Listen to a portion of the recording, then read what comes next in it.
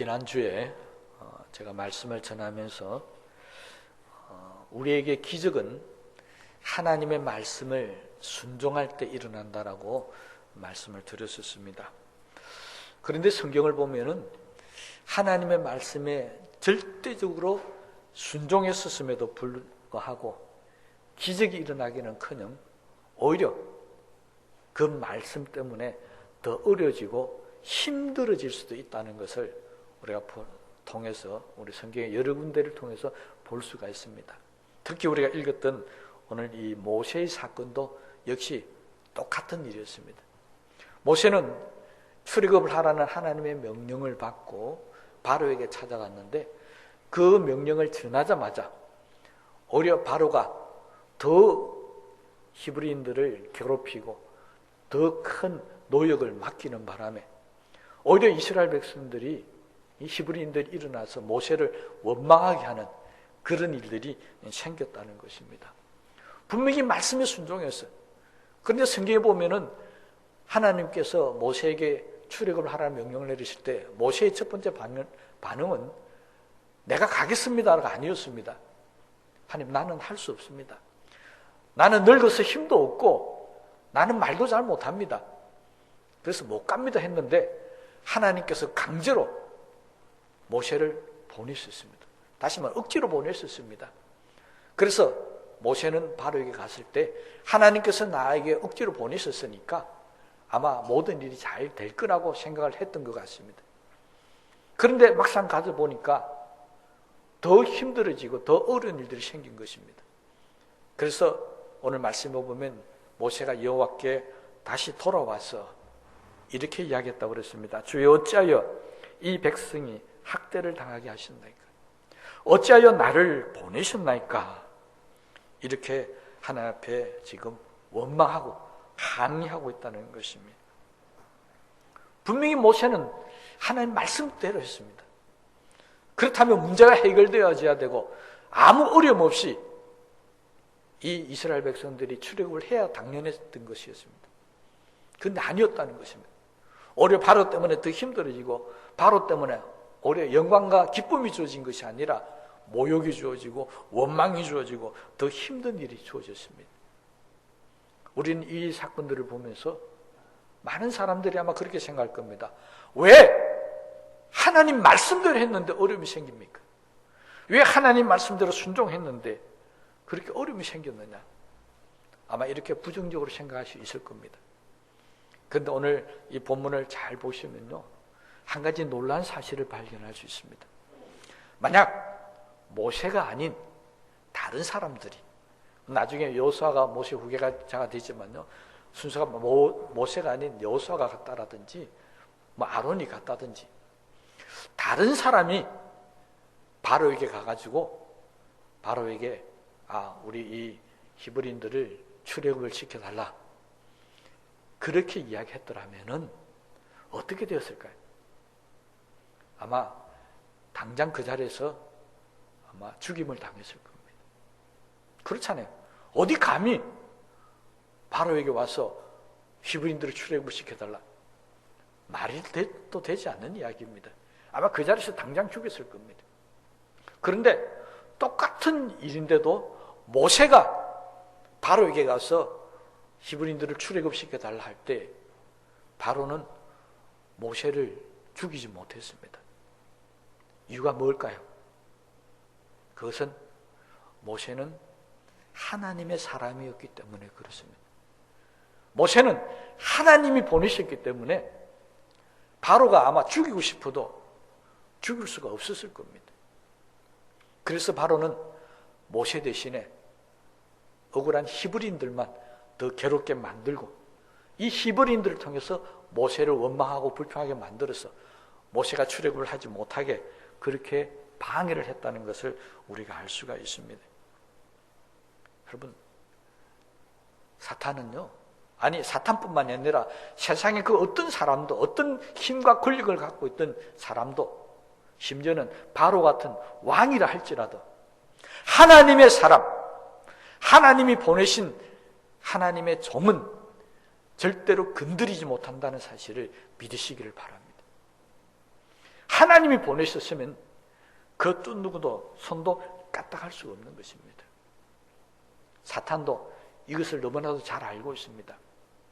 오늘날까지 사탄이 괴롭히고 힘들게 하는 사람들 가만히 보시면요, 하나님의 사람은 절대 못 건드립니다. 건드리려면 하나님의 허락을 받아야 합니다. 예를 들어서 구약 성경의 욥 같은 인물은 사탄이 건드리고 넘어뜨리고 싶었는데 어떻게 합니까?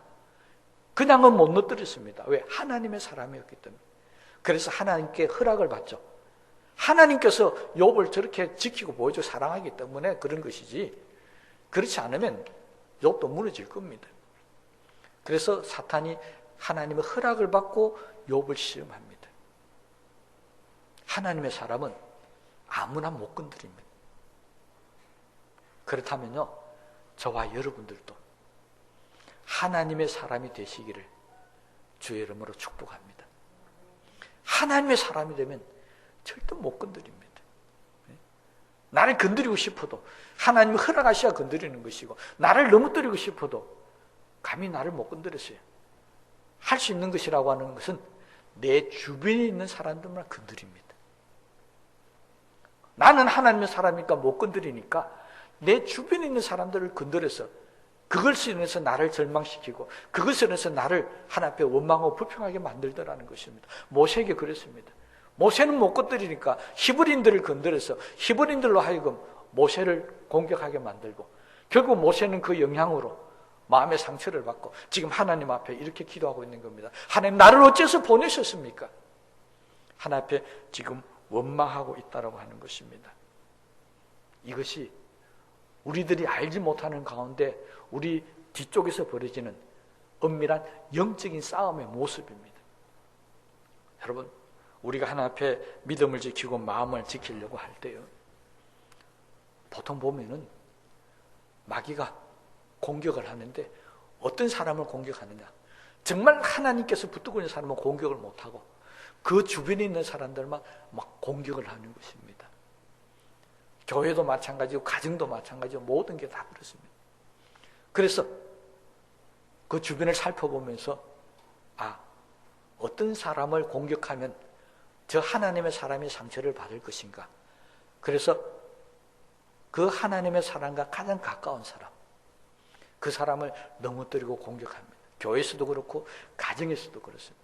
그래서 우리가 신앙생활 하다 보면은 아주 오랜 신앙생활 하던 동력자나 또 아주 친한 사람들을 통해서 마음의 상처를 받고 아픔을 당하는 경우들이 종종 일어납니다. 그것은요, 그 사람이 나에게 공격하는 것이 아니라 누가 공격하는 거라고요? 마귀가, 사탄이 그 사람을 통해서 나를 공격하는 것이라고 생각하시면 틀림이 없습니다. 왜? 나는 못 건드리니까요. 그래서 교회를 그냥 왔다 갔다 하는 사람들,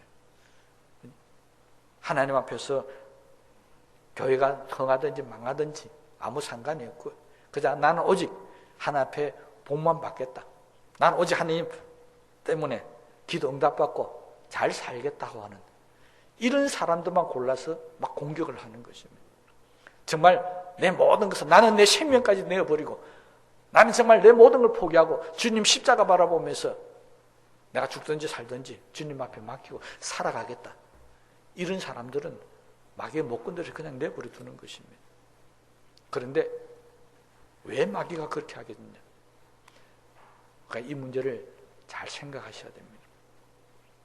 여러분, 마귀가 건드리고 안 건드리고 하는 그 문제가 아니고요, 정말 우리는 마귀가 나를 함부로 건드릴 수 있는 사람인가, 아니면은 나를 함부로 못 건드리는 사람인가를 생각해 보셔야 됩니다.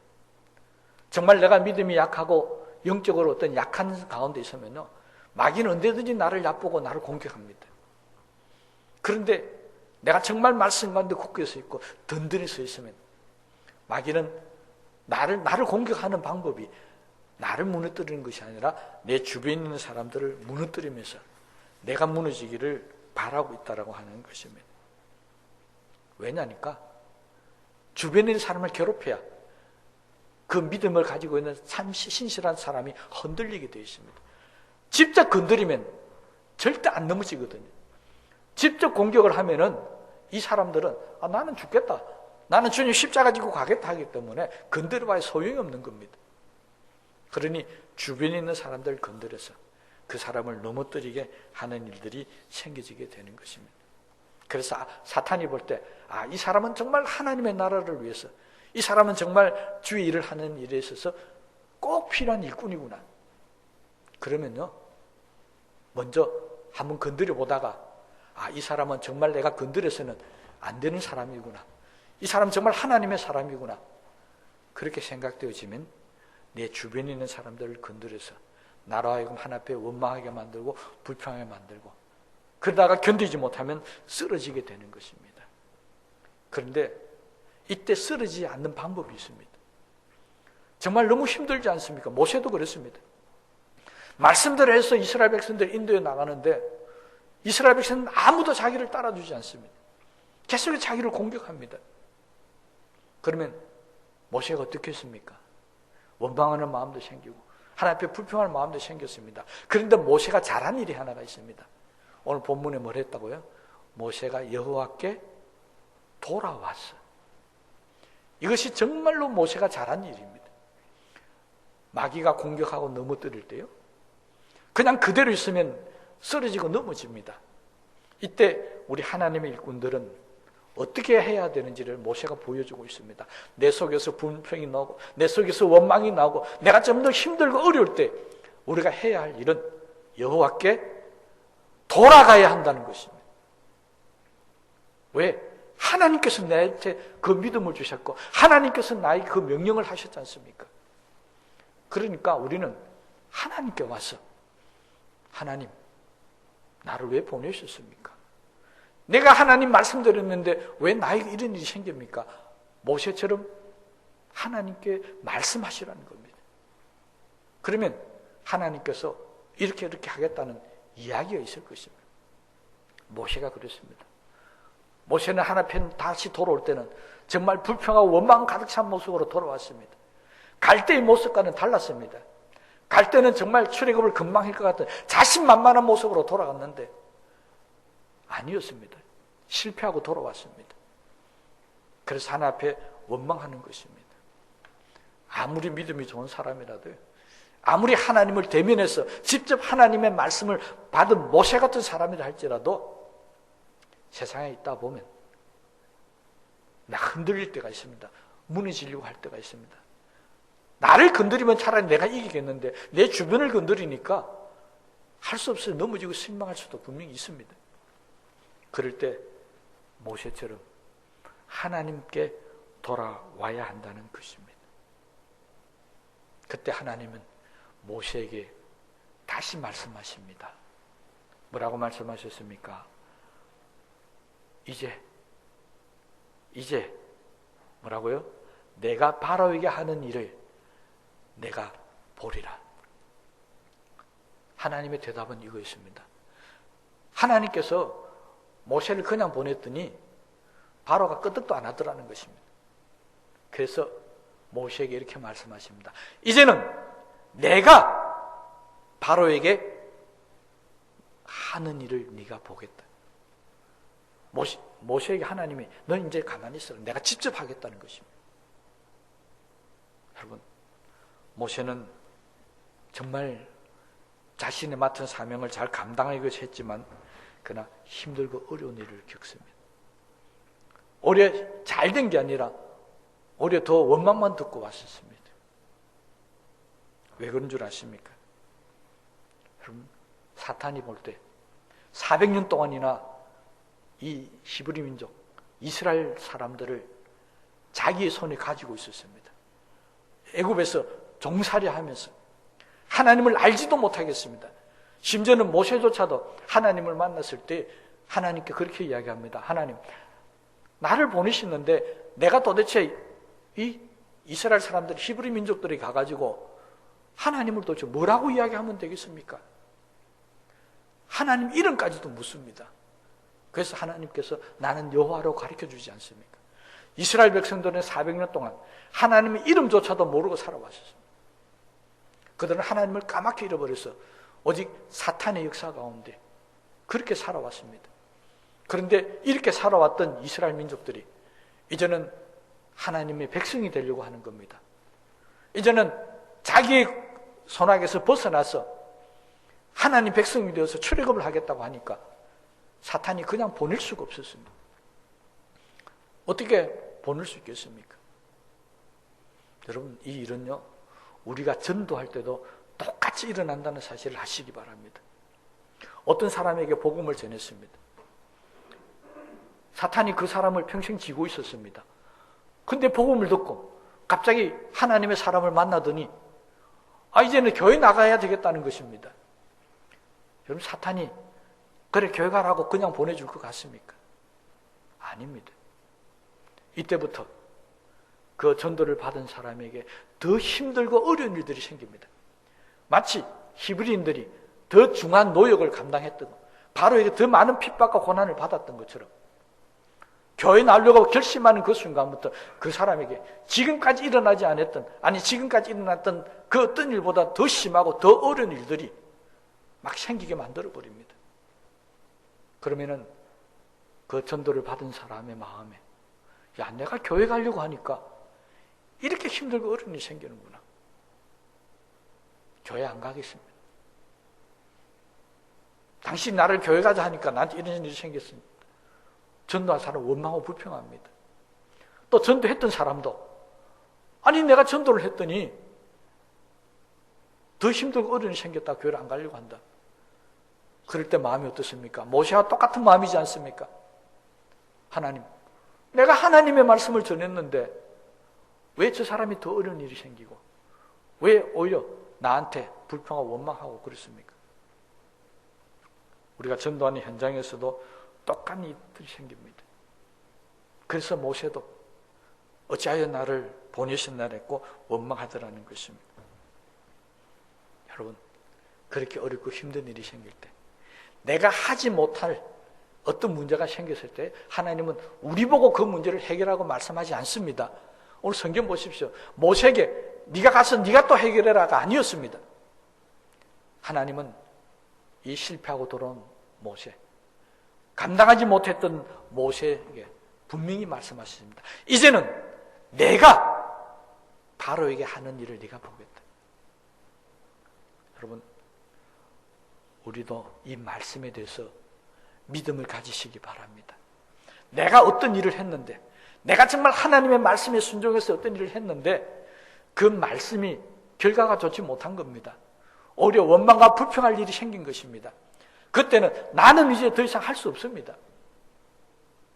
그때는 누가 하신다고요?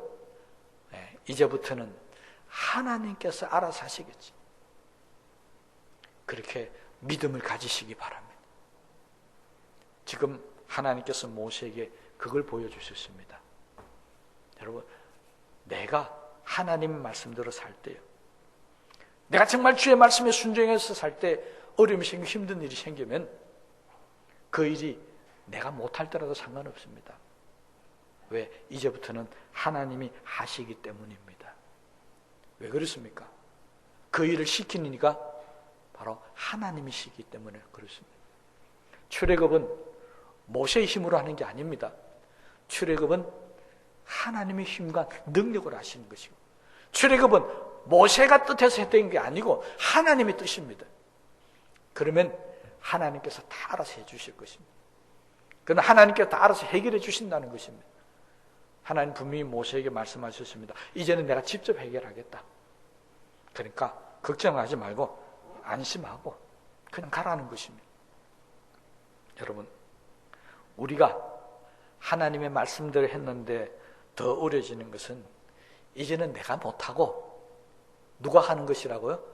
이제는 하나님이 하실 일이라는 것을 알고 하나님께 맡기시기를 바랍니다. 내가 못하는 일이다. 그럼 누가 합니까? 하나님이 하시는 것입니다. 오늘 모세에게 하나님께서 그렇게 하셨습니다. 이제는 내가 하겠다. 그러니 모세는 하나님이 쓰시는 대로 쓰임만 받으면 되는 것입니다. 그렇다고 모세가 불행한 사람입니까? 모세가 실패한 사람입니까? 아닙니다. 모세는 하나님의 사람입니다. 바로가 건드리지 못하는 사람입니다. 그리고 하나님이 함께 하셨어요. 결국은 모세가 출애굽에 지도하는, 출애굽을 이루어내는 그런 지도자가 되었습니다. 지금은 어렵고 힘들지 모르지만 하나님이 쓰시는 사람은 반드시 책임을 져 주신다는 것입니다. 그러므로 저와 여러분들도 지금 나를 돌아볼 때 하나님께서 어렵고 힘들지만은 나를 쓰시는구나 하고 느끼시면 여러분 그건 기뻐하고 감사해야 할 일입니다. 세상 모든 사람들이 다 가만히 있는데 하나님이 자꾸 나만 쓰시는 것 같습니다. 남한테만 자꾸 일을 맡기시는 것 같습니다. 그거 정말 감사한 일입니다. 여러분 애굽 땅에요 수많은 히브리 민족이 있었지만 수많은 사람들이 살고 있었습니다. 그들이 출애굽을 할 때 장정만 60만 명이라고 그랬습니다. 아이들까지 대충 학자들이 200만 명이 될 거라고 했습니다. 그 사람 속에 그 수많은 사람들이 있었지만 하나님은 그 사람들 다 버려두시고 모세 한 사람만 쓰셨습니다. 여러분 나 혼자만 하나님이 나만 쓰신다고 생각하십니까? 그러면 여러분은 모세 같은 사람입니다. 그게 힘들어해야 될 일입니까? 아닙니다. 기뻐하고 즐거워해야 할 일입니다. 그러므로 하나님이 나를 쓰신다는 거 기쁘고 감사하게 받아주시기를 바랍니다. 이 땅에 수많은 교인들이 있습니다. 그럼에도 불구하고 나를 쓰신다는 거 왜 그럴까요? 왜 그 수많은 히브리 민족들이 있었는데 장정만 60만 명이라는 사람들이 살고 있었는데 왜 하나님은 거기에서 사람을 뽑지 아니하시고 미디안 광야 홀로 떨어져 있는 80 먹은 노인인 모세를 불러다 썼겠습니까? 이유가 뭐겠습니까? 오늘날도 마찬가지입니다. 애굽에 있었던 히브리 민족들은 하나님이 쓰실 수가 없습니다. 이미 사탄의 손아귀에 붙들려져 있었습니다. 그래서 사탄의 손에 붙들리지 않는 모세를 쓰실 수밖에 없었던 것처럼 요즘도 마찬가지입니다. 우리가 살아가는 이 땅에 수많은 교인들이 있습니다. 수많은 믿는 사람들이 있습니다. 그런데 하나님 보실 때 제대로 믿지 않더라는 겁니다. 아니 제대로 안 믿는 건 둘째치고 하나님 말씀에 불순종하고 오히려 히브리 사람들처럼 사탄이 종이 되어 사는 사람들도 이 땅에 너무 많이 있더라는 것입니다. 그런 사람은 쓸 수 없지 않습니까? 그런데 하나님께서 나를 보시면서 나는 보니까 믿음대로 살려고 노력하는 것입니다.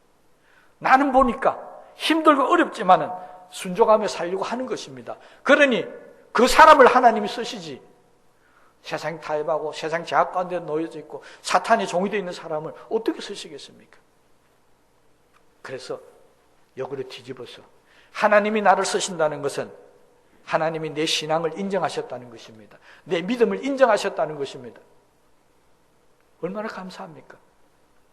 그러니 나를 쓰신다는 것은 기뻐하고 즐거워한 일입니다. 단 생각을 달리 하셔야 됩니다. 하나님이 나를 쓰시니까 내가 하는 모든 일이 다 형통할 것이다. 하나님이 나를 쓰시니까 내가 앞으로 가는 모든 일들이 다 잘 될 것이다. 이렇게 생각하시면 안 된다는 것입니다. 모세가 바로 그렇게 생각했습니다. 하나님이 나를 애굽으로 보내시니까 이제는 바로가 내 발에 물을 아마 싹싹 빌 것이다. 이건 잘못된 생각입니다.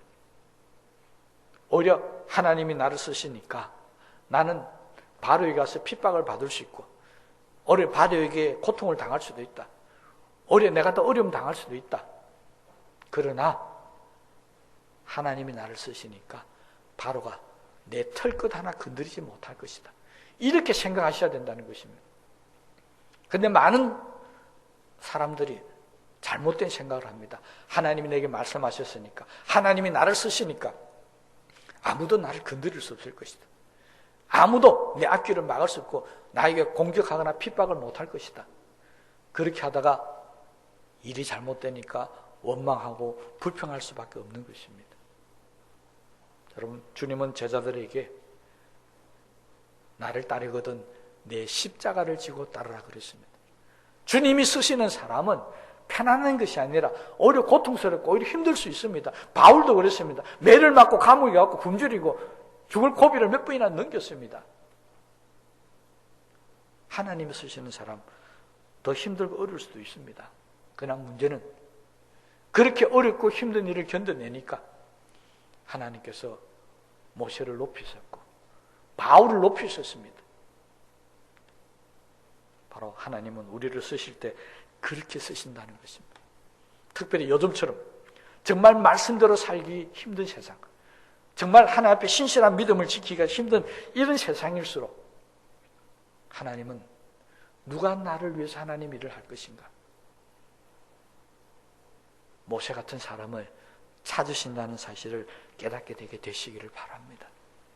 제가 오늘 이 말씀을 준비한 것도 적어도 우리 교회 성도들은 모세같이 하나님이 찾으셔서 하나님의 일을 맡기신 그런 사람들이기를 간절히 소원하는 마음으로 오늘 이 말씀을 준비해서 이 단에 썼습니다. 물론 열심을 내서 하나님의 일을 하려고 하면 사탄의 방해도 심해지고 사탄이 우리 주변에 있는 사람들을 괴롭혀서 그들 때문에 내가 힘들고 어려운 일들을 겪는 일들이 분명히 생겨날 것입니다. 그러나 분명히 믿으십시오. 하나님께서 우리를 지켜주실 것입니다. 이제부터 하나님께서 세상 모든 사람들에게 하나님이 하신 일을 보여주실 것을 믿으시기를 바랍니다. 이걸 믿는다면 절대로 어떤 어려움과 힘든 일이 생겨도 낙심하거나 절망하지 마시기 바랍니다. 오히려 더 믿음을 굳게 하고 더 하나님 말씀을 따라서 말씀대로 살려고 노력하고 애쓰시기를 바랍니다. 저는 정말 늘 다녔을 때마다 감사하게 생각하는 게 있습니다. 그것은 바로 우리 교회, 우리 성도들이 바로 숫자는 적지만 일당 백의 믿음의 용사라는 사실을 저는 늘 믿고 있습니다. 뭐 다른 거는 몰라도 믿음의 어떤 질을 따지자면, 수준을 따지자면 우리 교회가 전국의 어떤 교회보다 비교해서 별로 뒤지고 싶은 마음이 없는 게 수준 높은 그런 믿음의 생활을 하고 있는 그런 성도들이라고 저는 어디 가서라도 자부하고 있습니다. 그 이유가 뭔 줄 아십니까? 우리 성도들이 한 사람 한 사람마다 제 눈에는 정말 하나님 말씀대로 살려고 순종하려고 열심히 노력하는 모습이 보이고 있기 때문에 그렇습니다. 그래서 저는 항상 감사하게 생각합니다.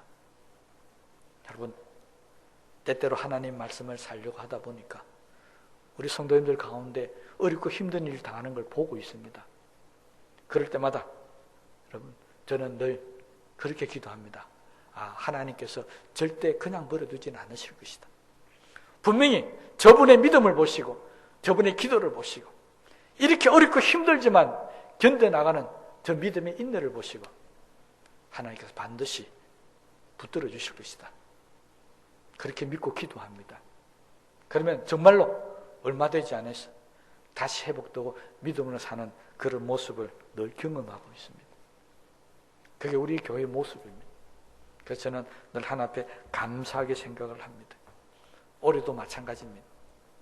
우리 하나님 말씀대로 사십시다. 세상을 어떻게 살든지 또 어떻게 돌아가든지 그거 신경 쓰지 마시고요. 하나님께서 나에게 말씀하셨다. 하나님께서 나를 들으셨다. 이 수많은 교회가 있고 수많은 성도들이 있지만 하나님이 나를 쓰셨다. 감사하시고요. 정말 어떻게 힘든 일이 생기시더라도 믿음으로 끝까지 사셨어요. 하나님께서 모세에게 하셨던 이 말씀, 이제 내가 하는 일을 네가 보게 되리라. 믿습니까? 올해는 저와 여러분에게 정말 이제부터는 내가 아니라 하나님이 나를 위해서, 아니 하나님께서 우리 교회를 위해서, 하나님께서 우리 교회 성도들의 가정을 위해서 하는 일을 보게 되는 역사가 일어나게 될 줄로 믿습니다. 이건 하나님의 말씀을 믿고 사는 사람에게만 가능한 것입니다. 어렵더라도 말씀대로 사는데 더 어렵고 힘든 일이 생길지라도 그때마다 모세가 여호와께 돌아와서 말씀하신 것처럼 그때마다 우리는 하나님의 제단에 다시 돌아와서 하나님 정말 어렵고 힘듭니다. 어찌하면 좋겠습니까? 기도하소서. 그때마다 이제 내가 너를 위해서 내가 하는 일을 보게 될 것이라고 하는 이 음성 꼭 듣는 복된 한 해가 되시기를 주의 이름으로 축복합니다. 그래서 말씀을 생각하시면서 기도하십시다.